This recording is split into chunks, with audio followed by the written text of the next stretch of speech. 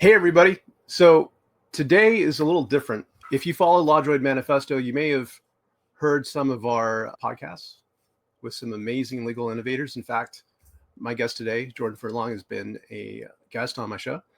This is a little different. This is a new concept that I thought was really necessary. I'm calling it unfiltered conversations, and it's exactly that. It's about having real, authentic conversations with guests about topics that might be somewhat controversial, but that need to be talked about, especially right now. And so that's the concept. Today, the topic is the rule of law in a world gone mad, which I don't think is really over the top. But with that, and just by way of introduction, I'm Tom Martin. I'm CEO and founder of LawDroid. I'm also a lawyer and very happy to have you as an audience. And so let's get started. Let me introduce Jordan Furlong, who is a legal analyst and forecaster. He's with Law 21, and he is going to come up right now. Hey, Jordan. How you doing today, Tom? I'm doing pretty well. I mentioned before we started that it's freaky how we're like superimposed over our Yeah, heads. this is weird. It's like a double ice cream cone. It's very distracting, but that's okay. We'll figure it out. Yeah, Jordan, like the idea for this, it actually came about because you sparked it. Like the articles that you've been writing about these subjects, high quality, amazing stuff. The funny thing is, it's a little ironic in the sense that you've always impressed me as very Canadian, very reserved, very polite, Yeah, very, sorry. very analytical and thoughtful. But at the same time, like in the writing on these subjects that we'll be talking about, and there's a few of them, you've gotten right down in the nitty gritty. And I wholeheartedly agree with you that this is not a time where we could play it close to the vest or reserves. That's why I really wanted to talk with you about this stuff. Yeah, thanks very much, Tom. And I think it's probably true, and not just for me. The sense I get is that given the urgency and given the seriousness of everything that's going on around us, then I think it's not that nuance isn't important, it still is, but I don't think it does us any good to be hinting or implying or saying this could be serious. No, I think if we see there are bad things happening, it's incumbent upon us to say there are bad things happening and we need to do something about it. So, yeah. So about those bad things happening in the news, it comes up about, and thank you to everyone on LinkedIn who's posting about these things. But one of them that comes to mind is like an immigration attorney that's an American citizen potentially getting deported, which sounds crazy, and a number of other things. Like one that I'd like to talk with you about because it is pertains to both of us. You're Canadian. I am now a naturalized Canadian, but originally born and raised in Los Angeles, California, so an American. And I think one thing that kind of comes up for both of us is tariffs and this like beating of the drum about 51st state and about the governor of the state of Canada and all that. And I Yeah. was just wanted to hear some of your thoughts about that. Yeah, and it's funny, Tom, because even like that preliminary point you mentioned about the American attorney who's facing deportation, and I was having this conversation with someone to say that's not even the right term, right? You can't deport someone from their own country. The whole point of deportation is you are a citizen that belongs to another country. We're going to send you back to that country, so you can't deport someone. Right? You can kidnap them. You can put them in an offshore gulag for certain, and we've certainly seen hundreds of examples of that. But it just goes to show the underlying irrationality and unlawfulness of what we're dealing with. But yeah, but the tariffs part, this is one of those things where, yes, from the legal profession's point of view, whether you're a lawyer who does work of any kind of cross borders or not, sure, there are any number of implications and things to have to deal with. But when I talk about tariffs, I try to break it down into two, for our purposes, kind of two categories. The first is tariffs in the broadest sense, the whole day of liberation nonsense globally. And this is a term I'll return to frequently, the irrationality of the whole thing, because it's so difficult to understand what is it that is trying to be accomplished here. And I think it helps to try to make it's not that you can make sense out of what's happening, but you can try to understand the perspective of the people who are making the irrational choices and decisions. So, for instance, take someone like Trump. who for 40 years now has believed in tariffs as a cure-all for any economic issue and as a way to achieve number one the end of income tax, but number two sense of that other people are taking advantage of me, right, which is what inside that broken brain of his is the way he kind of looks at the world. So the tariffs themselves, the major implication of them on a global scale, of course, is very significant. You cannot put tariffs on 1.4 trillion dollars worth of goods. It's very hard to get our heads around a concept like trillion, but that's what we're dealing with, and not cause havoc internationally. And we've seen some of the really fundamental like framework of the economic system consequences of that when we saw the flight from treasury bills and Yeah. the fact that they were being sold. And it turns out probably not even necessarily by China, which is everybody kind of says there's this belief that China holds the most T bills of any other country. That's actually not true by a significant margin. The largest holder of American debt is Japan. And it was suggested that that's where some of these sales are coming from. But that kind of pulls out the underpinnings of the American dollar as global currency, of the Right. American economy, of course, issues. So we could talk about those aspects of it at length. The bottom line from the global point of view is that it's chaos, it's uncertainty, it's volatility that doesn't seem to serve any particular purpose, which is the terrifying part. Okay. Yeah. With regard to the Canadian side, though, it's actually really interesting to me. It's infuriating, but it's also particularly interesting because if again, take this from the point of view of Donald Trump, if you can. If what you're trying to do is actually reduce Canada to a state of such groveling vulnerability that it begs you to become the 51st state, you could probably do that with a concentrated, concerted effort over the course of a number of years. You could probably pull that off. If he really wanted to bring the full scope of American economic power to bear to crush our economy, yeah, I think he probably could. Whether that would get us to join their country willingly, I seriously doubt it, but that's something you could probably achieve if you wanted to. The trouble, of course, is two things. Number one, he decides also to pick a fight with everybody else at the same time. But number two, he starts on with all this 51st state stuff and Governor Trudeau stuff and so forth, right? And as a result, he turns this into something which is for him, oh, this would be nice if I could pull this off. And for us, it is existential, right? And this is something the United States does from time to time. It starts wars with other entities that are wars of choice for the United States and are life and death struggles for other entities. And those are wars that the United States consistently loses. And it will certainly lose this one. I don't think there's any doubt in my mind that Canada is going to come out of this bruised, no question, bloodied. We are going to have a recession. It is going to last quite some time. But I think it's going to do us, in the end, a fair bit of good because it is going to unify us as a country.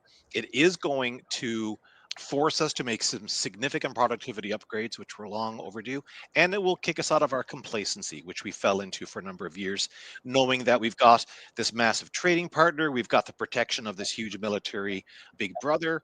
As someone said, we've been like coming along, knocking on the American door for years, saying, "Hey, can we borrow your lawnmower?" That's we're done Yeah. with, and you know what? Probably a good thing in the long run. Anyway, that's a But problem, right? Any one issue like tariffs just rolls out into any number of other yeah, related. why not get started there? Like some thoughts that I have are that questioning that you're mentioning, like the questioning that's unnecessarily put into the heads of pretty much all of American allies at Mhm. this point. Yeah. It's just this it's this thing that's unraveling a structure that was intentionally put into place over decades and decades. The Marshall Plan, after that, the incorporation of the EU versus a financial cooperative, and then more of a political thing. Like, I think there's a lot of forgetting that I've noticed in terms of the why we've done things. There's a forgetting of the why. And the forgetting is that the whole point of interlocking us into this global relationship, this web of cooperation, has been to avoid conflict. The whole point is, like, when people start thinking, or nations start thinking in their head about readjusting things, not relying on others, putting themselves first, where everyone is putting themselves first, that's a situation where that leads to conflict. Because if you're completely self-reliant, then you start viewing things as a zero-sum game. And anyways, going to the more particular about here in Canada, moved here 12 years ago, live in Vancouver. I love Canada. It's a wonderful place to live, as was Long Beach, California, where we were living before then. You drive, like when you drive down to the Peace Arch to cross over the border here in Vancouver, which I've seen like a lot less traffic going south, there's a statue, like there's a monument that talks about us as brethren because we are both born of the same tradition, the United States and Canada. And so like, I know that when we had talked before, like you had mentioned, that's like a sense of betrayal. Yeah. And that is something that administration changes, if it does, that won't cure that.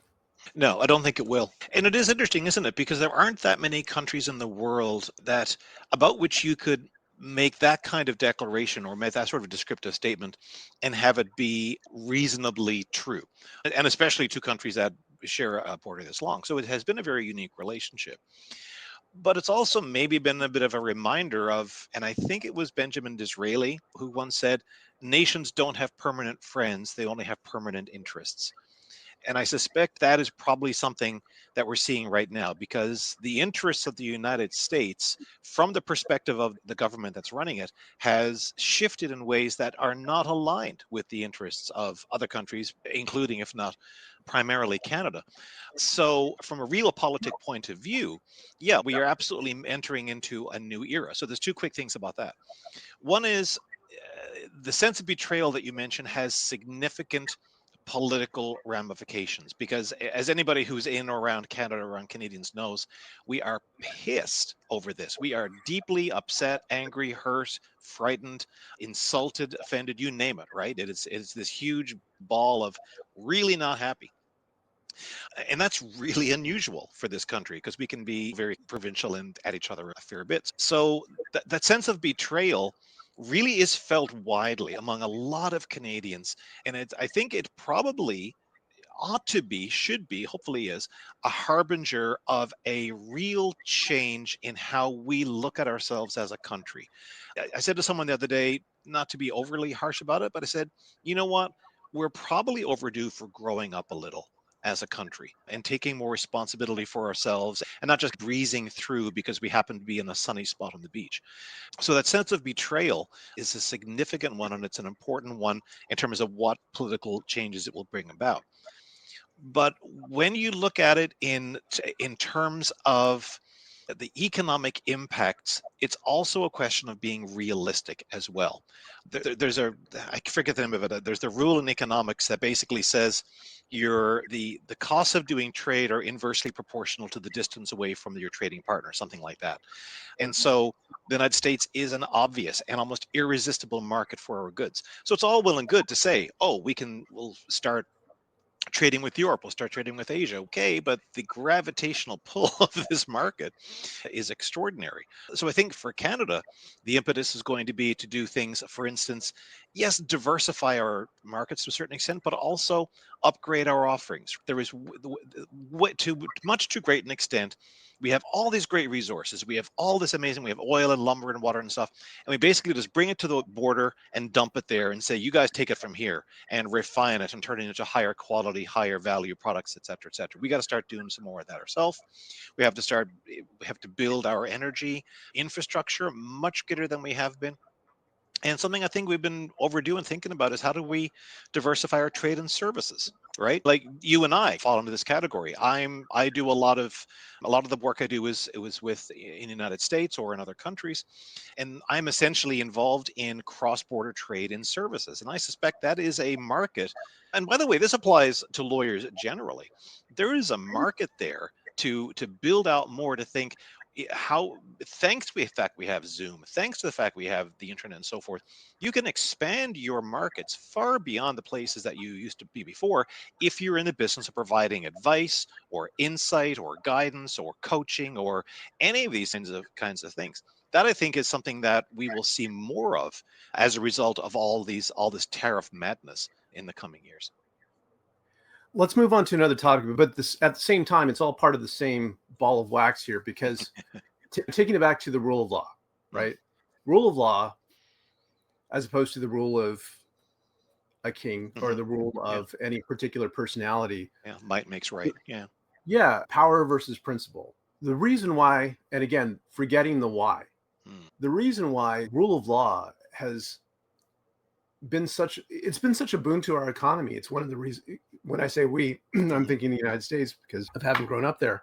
It wasn't typical. It provided a safe haven Hmm. essentially for people around the world to be able to invest money, to feel comfortable investing money. And why? The reason why is because you invest the money and you don't have to worry about somebody yanking that company and taking it over, nationalizing it or taking Yeah. whatever instability there is in the economy, wiping out this investment that you have. And so it's an important thing, which, as you pointed out, now starting to trickle down to the bond market and people's confidence. And so there's a reason why we have this, besides just being nice to each other and abiding by and Yeah. abiding by rules that mutually benefit us. There's good reason for it. And so, okay. So then the next thing is, which is really strange to me, like within universities, freedom of expression, and they're Hmm. being attacked for exercising constitutional rights that they have of assembly, of freedom of expression through this kind of alternate way of saying you're maybe they're it's a troubling activism on Hmm. campus, maybe going beyond what and just trying to find an alternate route to attack it. Hmm. But it is the government doing this, and that's the whole reason why we have these protections in the US. What are your thoughts about? Yeah. So there's the rule of law piece and there's the freedom of expression piece, and they are related to on this. Obviously, the benefits from the rule of law to most of recent history and most of the rest of the world are so incredibly self-evident, not just in terms of, yes, business for sure, because business likes certainty and detests volatility. But the rule of law fundamentally is about the rules apply to everybody equally and fairly. And because when you talk to the average person, you can ask a philosopher, right, or a legal scholar about rule of law, and they will tell you it's so great. Oh, it's this, and it's all very interesting and so forth.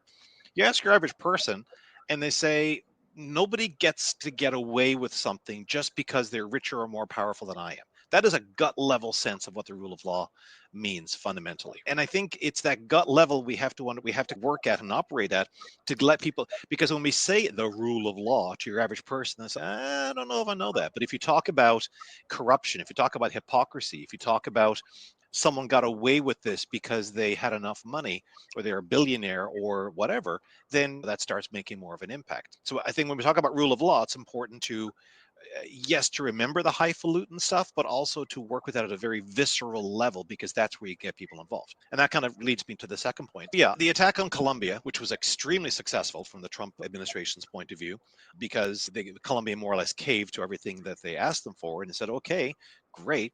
And then, as they tend to do, they overplayed their hand. They asked for more for Colombia. Then they sent demands to Harvard, which were just almost literally impossible to follow. And Harvard and all the other universities came to the same conclusion.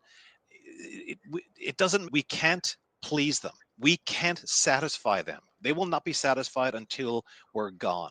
And this is something that until you've been under attack as an ethnic group, as a class, as a nationality, until you have been under sustained attack for a while, it takes a little while before you finally recognize, no, they don't want money from us. They don't want land from us. They want us to cease to exist. This is what's going on in Ukraine. Fundamentally, Russia is trying to obliterate the Ukrainian nation from the face of the earth. This is and they're quite open about this, right? So I think that, and that realization I think has been slow in coming to a lot of people within the United States, not exclusively there, but especially within there, to recognize the scale of what's going on. So the government is not interested in saying we want to have a balance of issues taught and we want to have more conservative voices in campuses. No, they want them gone. And to the extent they're replaced by anything, they'll be replaced by something which is fundamentally an indoctrination, a combination of indoctrination camp and trade school. The thing that strikes me, and the reason I bring the existential sense of rule of law into this, is once you understand and really absorb the sense of, oh, okay, there's nothing I can give them that will satisfy them because the only thing they want is me gone. That is when I think something clicks or something needs to click, because that's the bridge that has to be crossed for people to actually get up, get out of their houses, and go out and make a difference on the streets.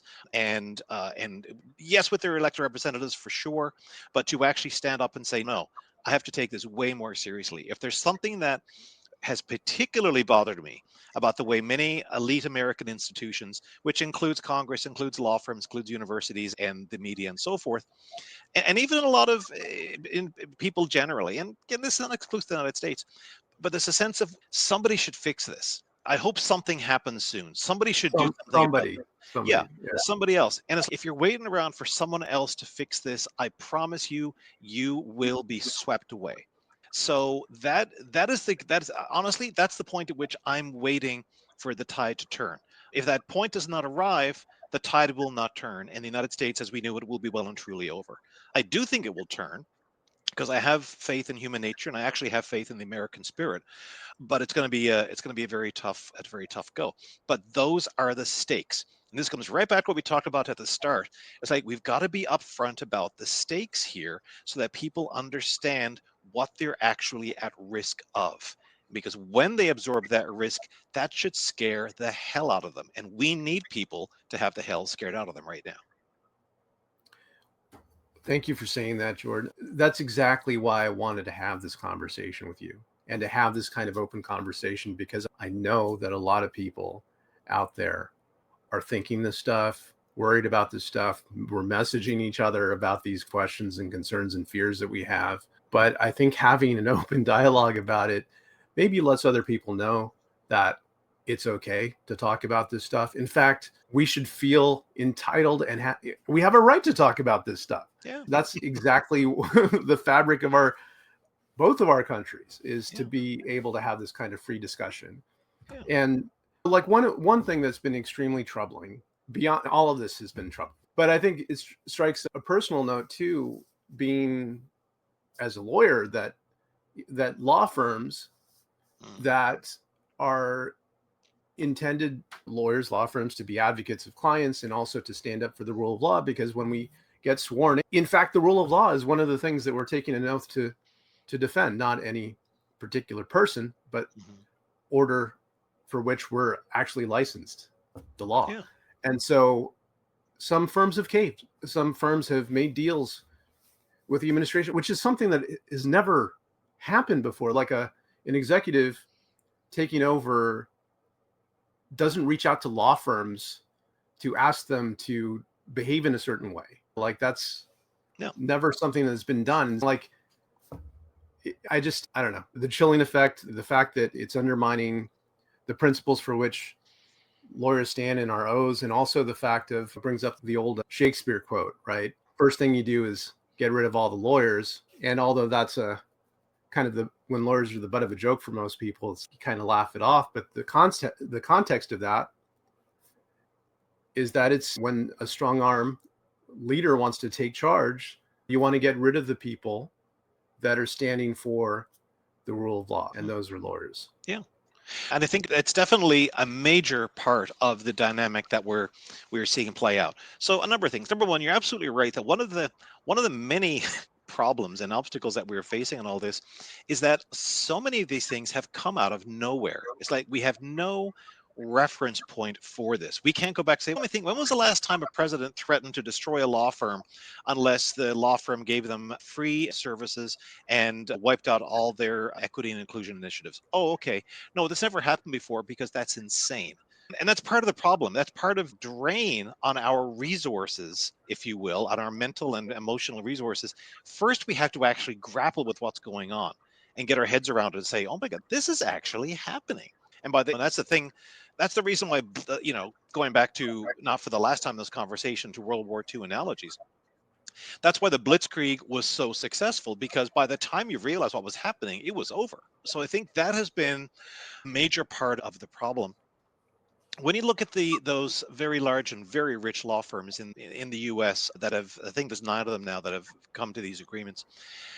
And I have been trying over the last few weeks to be more charitable and more understanding of their situation, because it's good for my soul, but it's also good for understanding a little bit better.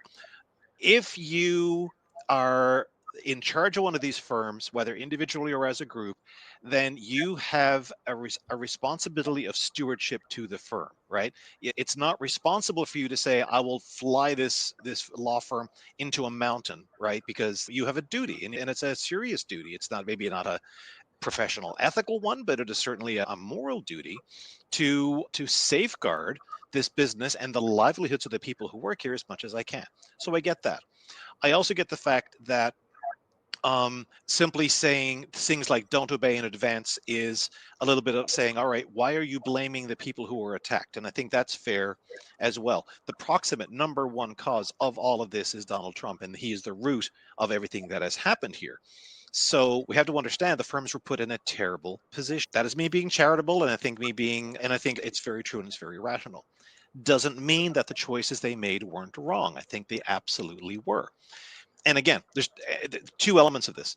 The first is there was a piece of the New York Times yesterday that talked about the fact that what the firms think they agreed to and what Trump thinks they agreed to could be very different things.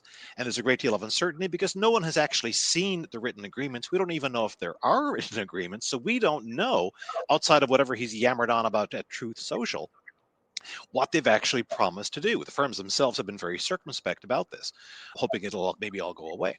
So part of it, yes, you can look at it tactically and say, tactically, maybe you could have managed this better. You should have gotten better terms, or you should have term limited it or time limited it or something like this.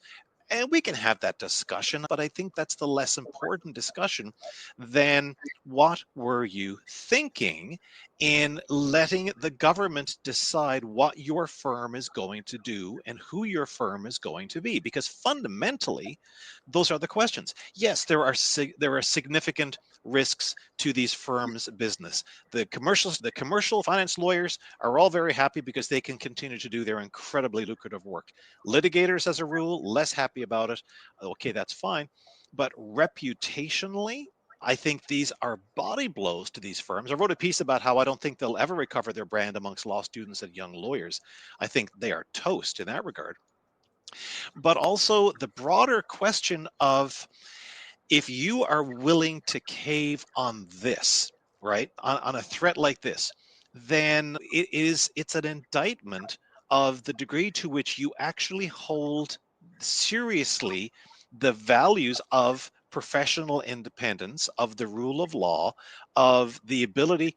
This is not even a lawyer thing. The ability of any independent enterprise to tell the government, when the government says to you, do A, B, and C, to tell the government to go pound sand. Yeah. That's so there's that. Had these firms said no, and we've seen some of the firms have said no, and Jenner and Block and Wilmer Hale and Perkins Coie, and they're bringing lawsuits, and they are suffering damages. I'm sure they're losing lawyers, and I'm sure they're hurting. And that's what happens when someone picks a fight with you and you fight back. You're going to hurt.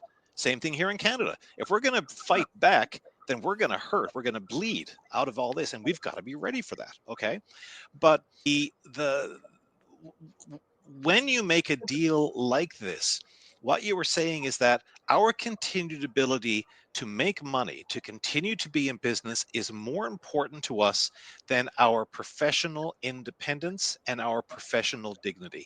And I just don't see how you come back from that, right? I don't see how anybody ever takes you seriously as an entity again after you make a statement like that. Because here's the thing, if not that Trump would have come after a 5 lawyer firm that was just barely scraping by and said, I'm going to bring the weight of the world on top of you. Okay, if they collapse under all that, I get it, of course, because you're just trying to make ends meet and so forth. These firms, these firms have lawyers where the average partner is pulling down $6 million in profit every year. Okay.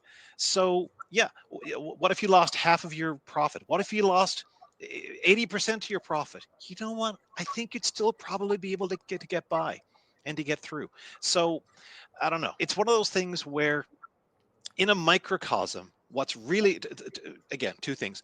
From the point of view of what Trump is trying to do, he's trying to break the legal profession because, as you say, referencing Jack the Butcher, he knows if you break the legal profession, if you break lawyer spirit, you will have a field day. One of the reasons why he fired all the judge advocates general out of the armed forces as well. Get the lawyers out of the way, And you don't have to kill all the lawyers, you just have to find out what the lawyers actually care about. And we now know what the lawyers or the partners at those firms care about. But the other aspect of it is from the point of view of your own business, of your own sense of self-worth as a professional and as a lawyer. Like, this is a tough job. It's hard to be a lawyer, and it's hard to do this job well, and it can wear you down. Everybody here who practices law knows what it's like to come out at the end of the day just feeling flattened and worn out. It's, oh my God, that was just brutal. But one of the things, honest to God, one of the things that keeps us going is, but we're here doing good work. We're doing important and necessary work. I have said this in front of audiences so often, I'm sure they're sick of me saying it, but I've said, look, a law firm is not a pizza parlor and it's not a hair salon. And there's nothing wrong with pizza parlors and hair salons, but we're in the business of doing something different that has social ramifications, that has societal implications if we do it right. And when we see examples of firms giving in like that, in fact, lining up, going in together to sign agreements to say collectively, we will all pick up 30 pieces of silver, then you just have to wonder. So, final thought on this. Honestly, Paul Weiss, Skadden-Arps, all the rest, eh, I don't want to give them any more attention. The firms I want to give attention to are Sussman Godfrey, Wilmer Hale. God, I won't remember their names, having said I won't remember them. Perkins Coie, and the fourth one will come back to me after I finish talking about this. I'm paying attention to the fighters. I'm paying attention to the ones who actually went out there and stood up for what they believed in, because that's where we should be giving our attention right now. For me, a lot of this it's brought up this idea of forgetting, because there's so much that we say that seems like empty words that we don't realize the weight of what they mean until moments like this. Yeah. Like when you get sworn in, and for me, like many years ago, you're told that you're entering an honorable profession, and it's all well and good. You nod your head and okay, because it's always been that way. It's been so long that way that perhaps those words don't have the weight that they import. But now, like honorable, there's actually a cost to that, to bearing that honor. Yeah.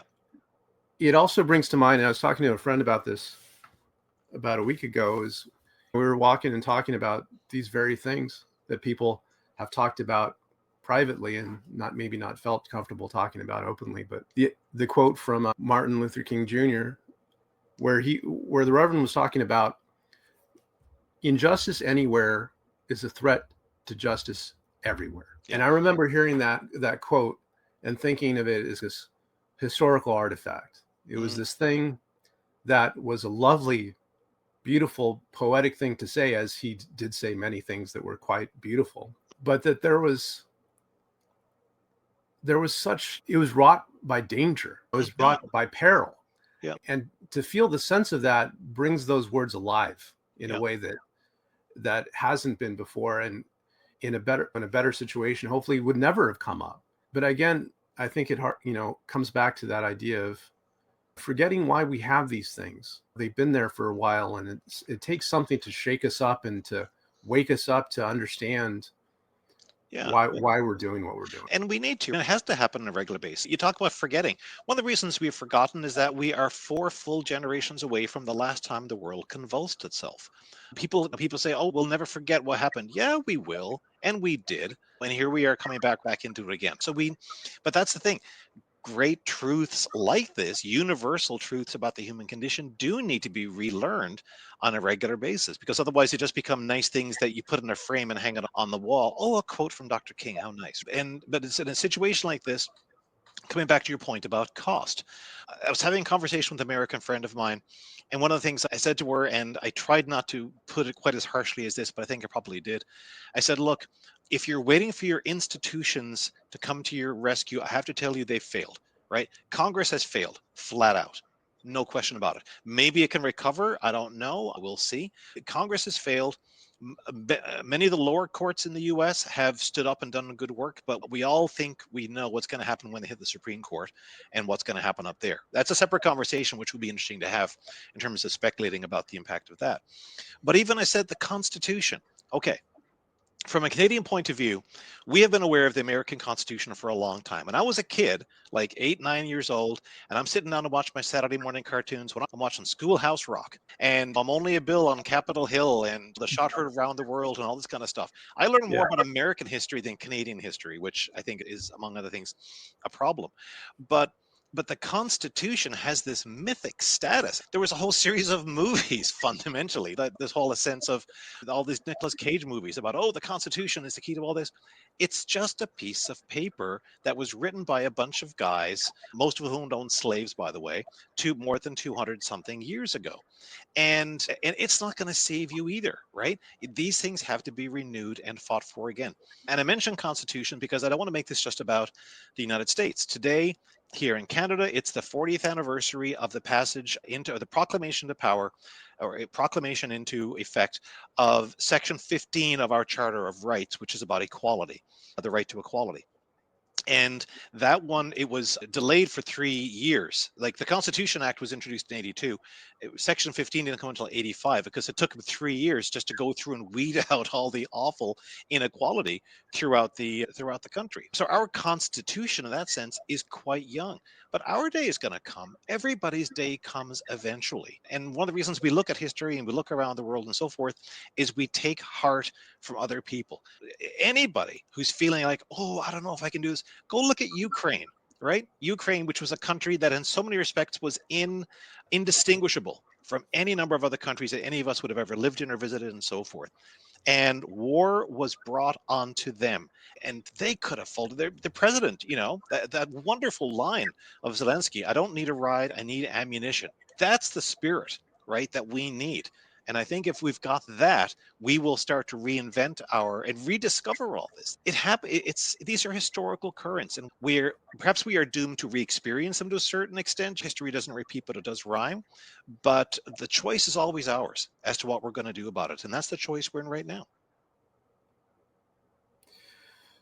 Yeah, we are.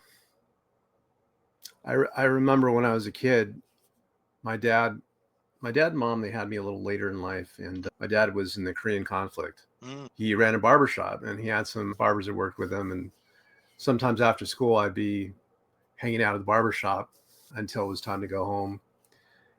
And some of the barbers that worked with my dad, one of them had fought in World War II. Mm. And my dad had a few volumes about the history of World War II, and they had all these pictures in them. And you would see pictures in these books of the concentration camps and blitzkriegs and just all of that history. And I remember talking to this barber about his experience using the Navy and Pearl Harbor and all this stuff. And I think having that personal connection to someone who went through that, lived through that. My father fighting in Korea, my Uncle Pete, was a gunner on a B-52 in World War II. My great grandfather actually fought in World War I. Oh my gosh. And so there's been a long and deep connection to fighting for the principles of this country, the dream of this country, the hope of the best of this country, even though, like, momentarily things have seemed to need improvement. They certainly do now. One other thing that comes to mind is Brigitte Garcia. Oh, right? Yeah.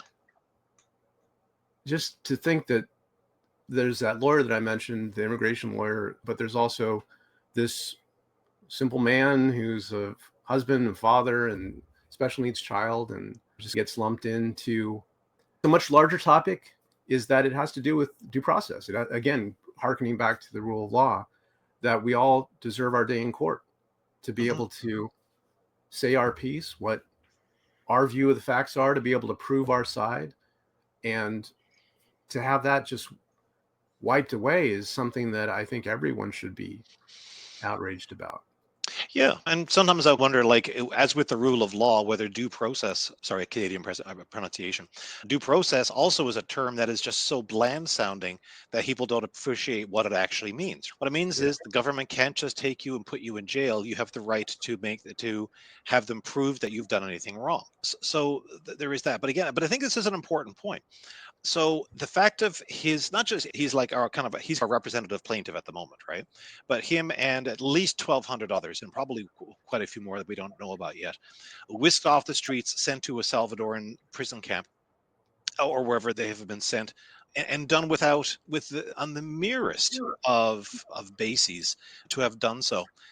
What's really interesting about this, if you want to approach it analytically, is there's no rational basis here. There's no actual threat, actual danger. They're trying to make it out now with lies about how, oh, he's a terrorist, oh, he's a gang member. All of it's a lie. All of it are lies. Again, we're not accustomed to serial liars in charge of our governments, but that's what you've got right now. So there's a bit of an ex post facto justification, but fundamentally, when you look at the filings that the government has made on this, what they amount to is we did this because we're the government. And when it comes to national security and foreign affairs, you don't have any right to question what we do. And we define foreign affairs, national security as we like. And not only is that their position, it is delivered with a degree of contempt, with a dismissal, with the don't bother me, boy. The arrogance is not only infuriating, it's got to be intentional, right? The courts are being goaded, the courts are being stripped of their dignity. And they're doing all this for the only reason any bully ever does anything, which is I want to see what you're going to do. And it took Trump about 5 minutes to figure out what law firms would do, and they made it easy for him. Happily, so far, the lower courts are not engaged in this. So again, it's just so important to be able to be in a position to say, no, I'm going to push back hard against you on this.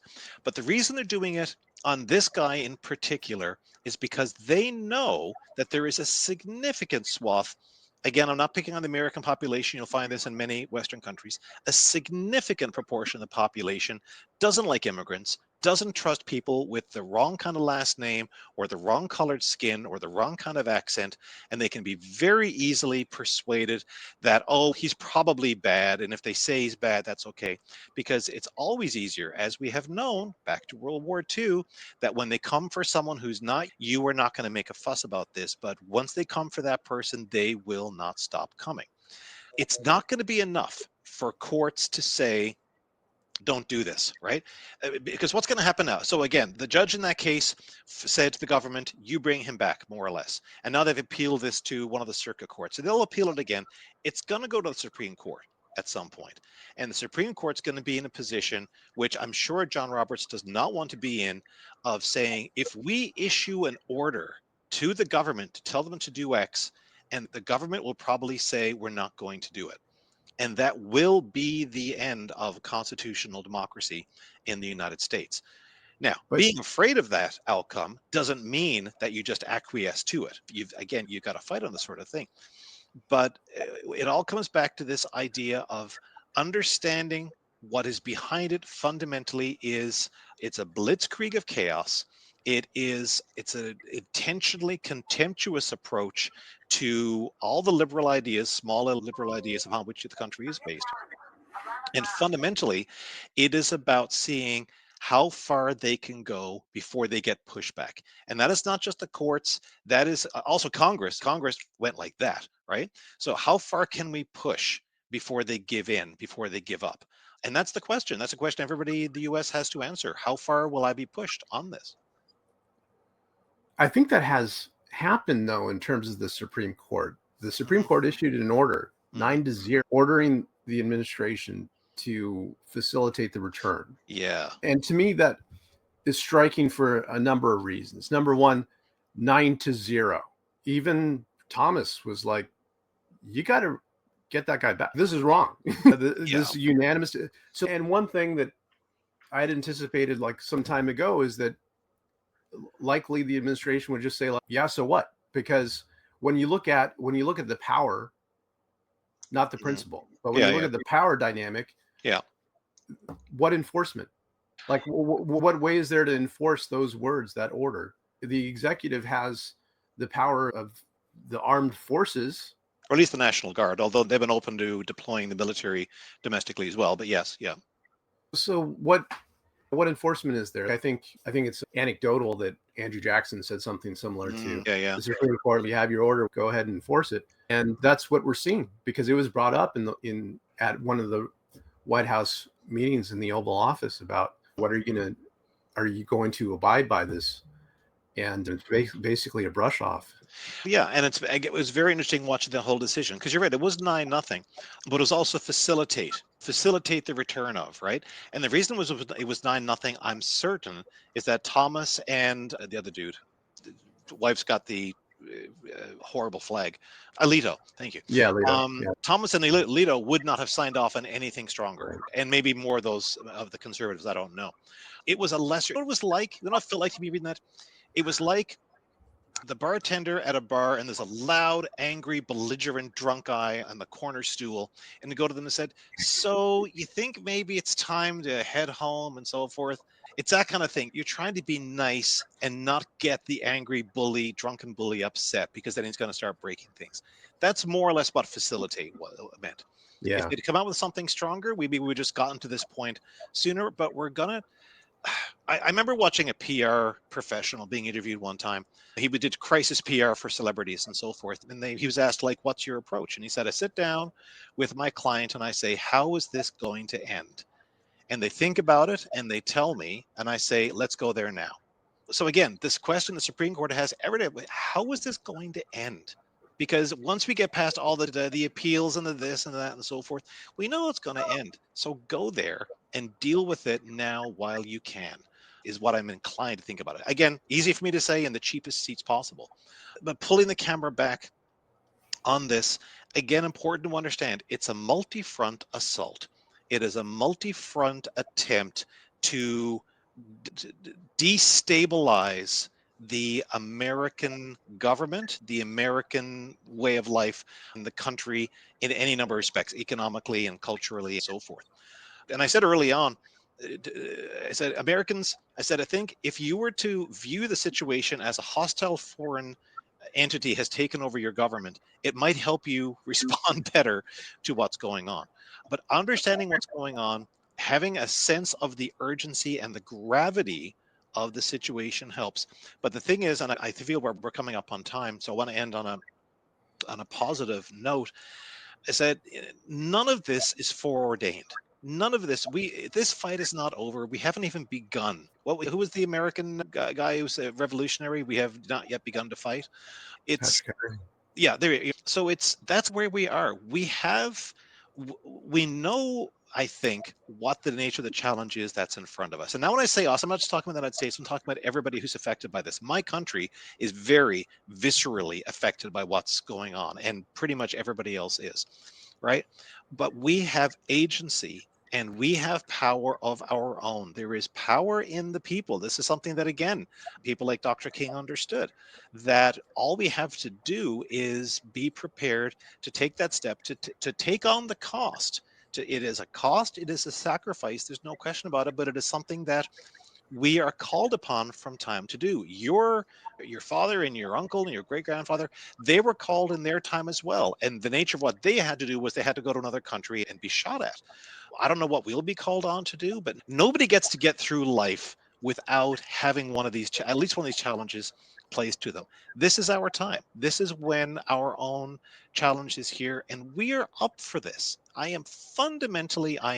People ask, are you optimistic? And I said, no, but I am determined and I am positive. And those two things together, if you're positive and you're determined, then this is a winnable war. There's no question it's a war. There's no question it's an assault, but from our point of view, it is eminently winnable.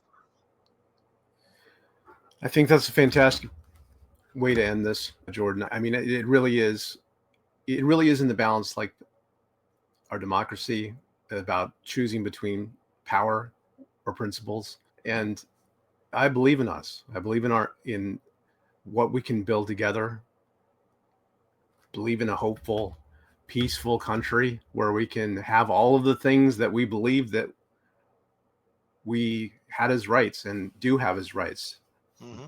The things that we're talking about today, they shouldn't be controversial at all. These are the And principles yeah, and fundamentals of our countries. and they're not. They're not. I'll close with an Abraham Lincoln quote, but not the usual one.